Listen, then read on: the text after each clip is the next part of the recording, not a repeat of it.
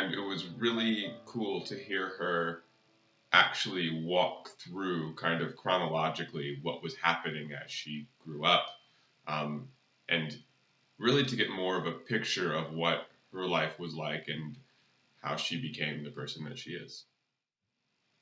But I think one of the most powerful things about these videos is you can really see her going back into her memories and really probing them. It's very interesting to see somebody who you know has had a very meaningful life, a very meaningful impact on my life, go back and review what they believe to be their most meaningful experiences. And I really think that helps put my own life going forward in a lot of perspective. I knew that Grandma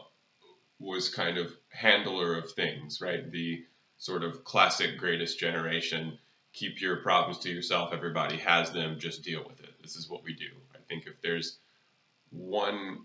thing that I've learned about my grandma over the last few years is that she has always had a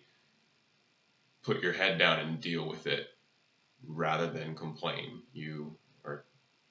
I see it reflected in some of the things my mom tells me. You play the hand you're dealt, and I think my grandmother was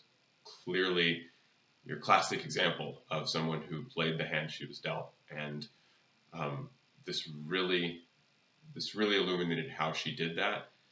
and sort of how she was able to cope with really what was a very challenging hand. And I think that helps to put anyone's struggles in perspective, especially when it's somebody who you know is an important part of who you are. It was really nice to see my grandma express who she is, and I think that does a lot to help us cope with the challenge of losing her. I think it's more and more clear that Grandma's ability to tell her story was declining, and having her story told at this point isn't just helpful for posterity, it's also helpful in being able to differentiate between the person that she is and the very difficult to cope with person that dementia seems to make people into. Having them in their full glory at this point isn't just valuable in terms of knowing them, but also in terms of helping the rest of us cope with the trouble of losing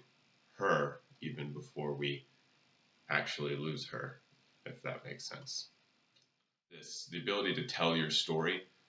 has a tremendous benefit in helping people cope with that, let's be honest, very scary part of their lives where you start to, whether it's just your body or it's your body and your mind or the approaching end, it's a very scary time, and it has a lot of benefit in helping people deal with that challenge themselves. But as I think a lot of people who lose family understand, it's also tremendously difficult for your family to cope with those things. And I think this really, seeing that video in the midst of everything else really does help to put in perspective who she was and in what ways that was reflected in how I was raised and how I think, and if I have anything to say about it, how my children will think. I took my time having kids, haven't done that yet, but I plan to one day, and having grown up with a grandmother, it does make me sad that she will not be able to meet her great-grandchildren, but I like the idea that my children will be able to meet their great-grandmother.